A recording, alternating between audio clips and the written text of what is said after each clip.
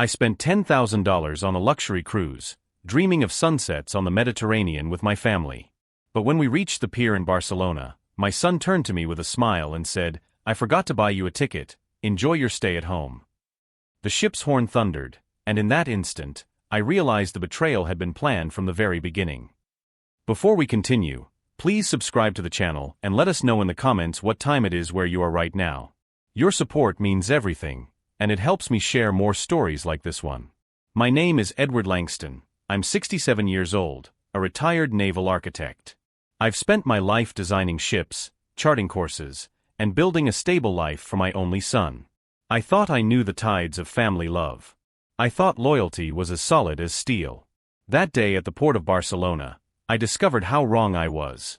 The morning sun burned gold across the Mediterranean, catching on the windows of the Aurora Majesty, the ship I had paid nearly $10,000 to board. Its polished white hull gleamed like a promise, 10 days of luxury, laughter, and memory-making. I had pictured my granddaughter Amelia running through the children's deck with her plastic captain's hat, and my grandson Lucas eating too many desserts under chandeliers that glittered like constellations. Instead, I stood at the edge of the check-in line with my suitcase and my heart thundering against my ribs. "Dad," Noah said, his voice smooth but tight, "I need to tell you something." I frowned, pulling my boarding documents from my jacket. "What is it?" He wouldn't meet my eyes. He stared instead at the looming ship, at the crew in crisp Navy uniforms guiding families toward the gangway. "I forgot to buy you a ticket." The words landed heavier than the ship's horn. "You what?" My voice cracked louder than I intended, drawing the attention of a woman dragging 2 oversized cases past us. Noah shifted from foot to foot, glancing at Clara, his wife. She tightened her grip on Amelia's hand and looked away. "It was a lot of coordination, Dad. Flights, cabins, kids' activities. Things slipped through the cracks." I stared at him. "You mean to tell me that after 3 months of planning, after the $10,000 I transferred to your account, you forgot the most important ticket?" "Mine." "Don't make a scene," he muttered, already looking at the security checkpoint. "It's too late now. We'll FaceTime every night. The kids will tell you all about it." I turned toward the check-in counter, refusing to believe what I had just heard. The woman behind the desk wore a fitted blue blazer, her smile trained into professionalism. "Name, please." "Edward Langston. But there might be a problem with the booking." She tapped at her keyboard, the screen glow reflecting in her glasses. "I do see a reservation, Noah Langston, party of 4, departing today at 4 p.m. But there's no Edward Langston attached to this booking." My throat dried. "Check again." "I've checked twice," she said gently. "The reservation was created 5 weeks ago for 4 guests. It hasn't been changed since." 5 weeks ago. Exactly when Noah had assured me everything was all set. I felt the ground tilt under me. "What about standby?" "First class. I'll pay whatever it costs." She shook her head. "Sir, I'm sorry. Every cabin is full. There's a Mediterranean convention. We're oversold for the entire week." Behind me, Noah placed a hand on my shoulder.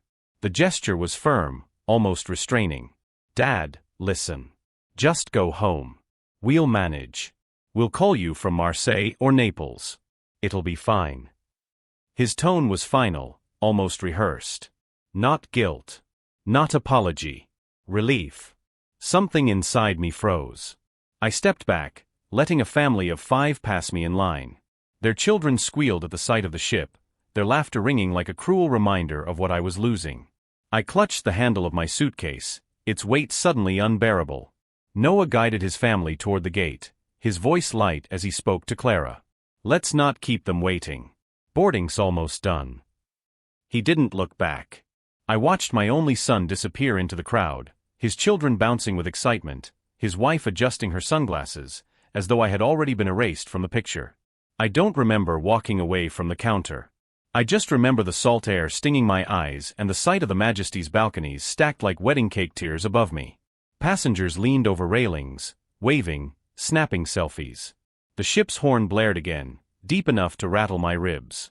I sat on a bench overlooking the pier, the suitcase wheels digging into the concrete. Around me, Barcelona bustled with vendors selling churros and tourists dragging luggage toward buses. Life moved forward as if nothing had happened. But I had changed. I pulled out my phone and called the cruise line directly, bypassing Noah entirely. A woman named Isabel answered, her voice smooth and rehearsed. Aurora Cruises, how may I help you? There's a reservation under Noah Langston, I said. Suite, 10 nights, 4 passengers. I want it cancelled. Her typing clattered through the line. Sir, this is a significant booking. Cancelling will result in a fee. I don't care. Cancel everything. She hesitated. May I ask the reason? You may note, I said evenly, that the person who paid for it was excluded from the reservation. Minutes later, she confirmed the cancellation. The penalty, $2,100. A fraction of what I had already lost. She promised a confirmation email, time-stamped. That was all I needed. That night, back in my quiet apartment overlooking Montjuic Hill, the phone began to ring. First Noah. Then Clara. Then numbers from the cruise line. Each voicemail carried the same note of panic. Dad, what have you done? They won't let us on. Call me back right now. This isn't funny. The kids are crying. Fix this. We're at the desk. They say the reservation was cancelled at 6:42 p.m. Who authorized this? I set the phone face down on the kitchen table, poured myself a glass of water, and stared out at the glittering line of city lights across the harbor. For the first time in years, I didn't feel like a man being carried by someone else's current. I felt like the tide itself. They thought I'd go home quietly, the old man who never raises his voice, who keeps paying and forgiving. They thought kindness meant weakness. But the brass horn of the Aurora Majesty still echoed in my chest, and I knew this was just the beginning. The ship left the port without me, but by sunrise my voicemail was full, dozens of messages from Noah, his voice cracking with panic. He had left me behind with a smile, but now he begged like a man drowning. The Aurora Majesty was probably gliding past Marseille by now, its passengers sipping champagne and planning excursions through cobblestone streets.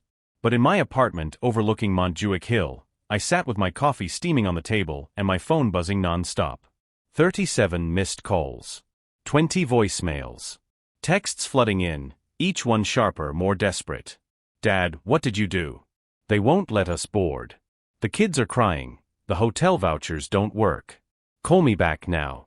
I let the phone vibrate across the table like an insect I had no intention of touching. Instead, I opened the drawer of my oak desk and pulled out a faded accordion folder labeled Family Support. Inside lay 2 decades of receipts, transfers, and quiet sacrifices. Noah's tuition bills from Oxford, stamped paid in my handwriting. Mortgage catch-up notices I had settled without ever demanding repayment. Birthday gifts disguised as loans. Jade's medical expenses after her gallbladder surgery. Each piece of paper carried my generosity, and their silent entitlement. One by one, I spread them across the desk like a trial exhibit. At the very top sat the bank confirmation from just 5 weeks earlier, a $10,000 wire transfer to Noah's account for the cruise. I had written Aurora Majesty family trip in the memo line, my heart full of excitement. He had smiled across the dinner table that night, promising, "Leave everything to me, Dad. You'll love the view from the balcony." That balcony existed. I had seen the sweet details on the invoice. But my name was never written on it. By mid-morning, the calls shifted in tone. Panic became accusation. This isn't fair. Do you want to punish the kids? You're acting irrational. Call the cruise line and fix it. You'll regret this, old man. That last message I wrote down carefully in my notebook. The words were ugly, but they were useful. Evidence. My late wife Margaret used to say, kindness is mistaken for weakness only once. After that, it's a choice to keep being fooled. I had chosen badly for years. Not anymore. I scrolled through my contacts until I reached a name I hadn't dialed since Margaret's estate had been finalized. Camila Duarte, attorney at law. Her office in Barcelona had handled my wife's affairs with grace and precision. If anyone understood the line between family obligation and exploitation, it was her. Senor Langston, she said when she answered, her voice warm but clipped with professionalism. It has been some time. I need to protect myself from my son, I said plainly. Financial coercion. Manipulation. He excluded me from a vacation I paid for, and he has threatened me. There was a pause, the kind of silence that meant she was already weighing legal options. Do you have documentation? I looked at the spread across my desk. Boxes full. Bring everything tomorrow morning. 9 o'clock. And Edward, her tone softened, come prepared to make permanent decisions. That evening, Noah finally reached me on the line. I didn't hang up this time. I wanted his words, raw and unfiltered. Dad, this has gone too far, he snapped before I could greet him. We're in Marseille, sitting in a cheap hotel, thanks to you. Do you understand how humiliating this is? Clara's parents will never forgive you. I let his anger roll over me like waves hitting stone. When you planned to leave me at the pier yesterday, Noah, did you consider how humiliating that was? This is different, he shot back. We had to think of the kids. The kids, I repeated slowly. Were they part of your plan when you erased me from the booking 5 weeks ago? He faltered, just for a moment. I could hear Clara's voice in the background, urging him to stay calm, to say less. But Noah couldn't help himself. His frustration cracked through. You think you can control us with money? You'll regret this, old man. Actions have consequences. I wrote it down word for word. You'll regret this, old man. Actions have consequences. Thank you, I said quietly, and hung up. That night, the city lights of Barcelona glittered beyond my balcony, but I wasn't looking at them. My eyes stayed on the documents spread across the desk. Financial records, transfers, medical receipts, all proof that I had carried my son longer than any father should. I gathered the cruise cancellation email, printed the timestamp, and clipped it neatly to the bank wire confirmation. Then I placed everything into a leather folder Margaret had once given me for my birthday. She had known I liked things orderly, documented. The irony wasn't lost on me. My wife, who had always stood firm against doctors who dismissed her in hospital corridors, was still teaching me, even now, through the tools she had left behind. Kindness was not weakness. Documentation was power. By the time I turned in for the night, my plan was as sharp as a blueprint. Tomorrow, Camila would help me draw the lines my son could never cross again. Rage shouts. Paper doesn't. Paper just sits there on a mahogany table and changes the rest of your life. Camila Duarte's office was quiet, the kind of quiet that carried weight. Morning light spread across polished wood, the smell of lemon oil and old books steadying me as I set my folder down. Inside were 20 years of receipts, transfers, and the cruise cancellation papers, evidence of everything Noah had taken for granted. Camila scanned them with the precision of a surgeon. This is more than enough, she said. Today we make it official. She placed a fresh will in front of me, its pages neatly marked with colored tabs. At the top, my name, Edward Alastair Langston. I felt my pulse quicken as I turned each page. Beneficiaries, a maritime scholarship fund in my wife Margaret's name. The Barcelona Children's Foundation. Senior services in the city I loved. Exclusion. Noah Jonathan Langston is intentionally excluded due to sustained financial exploitation and recent deliberate betrayal. The words were calm, printed in black ink, yet they carried more force than any shouted argument. Do you understand these provisions? Camila asked. I do, I said. My voice didn't tremble. With witnesses and a notary present, I signed. My name flowed across the paper without hesitation. Each letter felt like a boundary being built, stone by stone. When the notary's seal pressed down with a heavy click, something inside me settled. The anger that had burned since the pier cooled into something sharper, clarity. Camila slid another sheet toward me. One more thing. A letter for your grandchildren. Someday, they deserve to hear this from you, not through lawyers. That night, on cream stationery, I wrote to Amelia and Lucas. I told them I loved them. I told them this decision wasn't about punishing them, but about protecting what was right. Kindness is not weakness, I wrote, echoing Margaret's words. One day you'll understand. The next morning, Camila closed our meeting with a final note. 3 weeks from today, the Aurora Majesty returns to Barcelona. We'll be there. Let the paper speak. I left her office lighter than I had in years. For once, I wasn't the man my son thought he could discard. I was the man holding the pen. When the ship's brass band started playing, it wasn't just a welcome home. It was a soundtrack for consequences. The Aurora Majesty slid back into the port of Barcelona under a warm June sun. Families pressed against the railings, waving to the crowd below. Luggage carts rattled, cameras flashed, children tugged at their parents' hands. The whole pier pulsed with reunion. I stood beside Camila Duarte, her leather portfolio tucked under her arm like a sealed verdict. My heart was steady. For 3 weeks. I had rehearsed this moment, not with speeches, but with silence, letting the paper speak for me. Then I saw them. Clara came first, still in her oversized sunglasses, dragging a duty-free bag stuffed with souvenirs. The children followed, Amelia clutching a toy dolphin, Lucas in a grass skirt costume they must have bought on shore. Their faces lit up when they spotted me. "Grandpa!"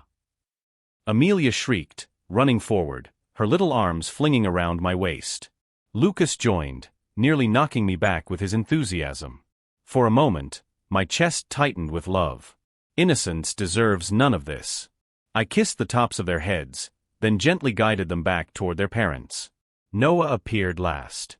His tan couldn't hide the fatigue on his face. He froze when he noticed Camila beside me. His easy smile faltered into suspicion, then dread. "Dad," he said, his voice flat, "what are you doing here?" "Welcoming you home," I replied calmly. "How was the cruise?" Before he could answer, Camila stepped forward, her tone crisp as polished steel. "Mr. Langston, I represent your father. Here are certified copies of his revised will and testament, executed and notarized." She extended the sealed envelope. Noah's hands shook as he tore it open. His eyes skimmed page after page until they reached the exclusion clause. His jaw clenched, color draining from his face. This can't be real." His voice cracked, too loud for the crowd. Travelers slowed, sensing drama. Clara leaned over his shoulder, her lips parting in horror as she read. "It's real," I said softly. "Actions have consequences, Noah. You can't just erase me. I'm your son," he snapped, paper trembling in his grip. "And yet," Camila cut in, "the law allows him full control of his estate. The documents are airtight. Any challenge will fail, and cost you dearly." Clara's parents hovered nearby, whispering furiously, realizing the villa, the accounts, the imagined inheritance, all gone. Noah's voice rose again, desperate. "This is insane. One mistake and you throw away family." "One mistake?" I asked, my voice still calm. "You left me at a pier like luggage you forgot to carry. That wasn't a mistake. It was a choice." Amelia tugged at my sleeve, her eyes wide. "Why is Daddy shouting?" I bent to her level, forcing a smile. "Because sometimes grown-ups don't like the rules they helped create." Behind me, the brass band struck up a march. Trumpets blared, drums rolled. The sound was bright, joyful, and utterly at odds with Noah's unraveling. Camila closed her portfolio with a snap. "Gentlemen, our business is concluded." I turned, walking beside her toward the exit. My steps were measured, my back straight. I didn't need to shout or argue. I had already spoken, in ink and signatures. Behind us, Noah's voice cracked through the music, still bargaining, still raging. But the pier kept moving, families laughing, cameras flashing, life carrying on as though nothing unusual had happened. And in a way, nothing had. Just arithmetic. Subtraction for betrayal. Addition for causes that mattered. Balance restored. The sea is calm when you stop trying to rescue the storm. 3 days after the Aurora Majesty docked, Barcelona settled into its usual rhythm. Ferries groaned in the harbor, gulls swooped at fishermen's nets, and the city hummed with tourists and ordinary lives. For me, the storm was over. I sat at my kitchen table with the morning light spilling across the cream envelope that carried my grandchildren's letter. Next to it lay Camila's certified copies of the will, the notary's seal pressed firm as iron. Every detail was final now. Noah had tried to call, 34 times since the pier. Clara had sent long messages full of blame, her parents added their own venom, and even distant relatives chimed in. I didn't answer a single one. Silence was my answer. Instead, I called the director of the Margaret Langston Maritime Scholarship Fund. A woman with a bright, determined voice answered. Senor Langston, your endowment has been received. We'll award the first scholarship this autumn. I smiled, picturing a young student standing on a pier somewhere, blueprint in hand, dream alive because of money Noah once thought was his. That was legacy. Not entitlement. Not greed. Something clean. That afternoon, I walked through the Parc de la Ciudadela, where Margaret and I had strolled so many evenings. Children played near the fountain, their laughter carried on warm air. For the first time since her passing, I didn't feel like half a man. I felt whole again, steady in my own decisions. Back home, I brewed tea and rearranged the photographs on my mantel. Noah's wedding portrait, the children's birthdays, a Christmas long ago. I didn't throw them away, I simply moved them into a smaller frame, less space than they once filled. The center place I gave to Margaret, smiling in her nurse's uniform, proud, unyielding. She would have approved of what I had done, kindness redirected to where it would grow. As twilight draped the city, I stood on my balcony overlooking the sea. The horizon glowed faint gold, the water still as glass. Somewhere out there, another ship sounded its horn, deep and resonant. But this time, it didn't echo like betrayal. It sounded like freedom. For years, my son thought I was a man who would always pay, always forgive, always come back. He mistook kindness for weakness. Now he knew better. Now he understood the arithmetic of betrayal. You subtract yourself from my life, and I subtract you from my future. I sipped my tea and let the night gather. Quiet water. Clear horizon. The storm had passed, and I had chosen my own course at last.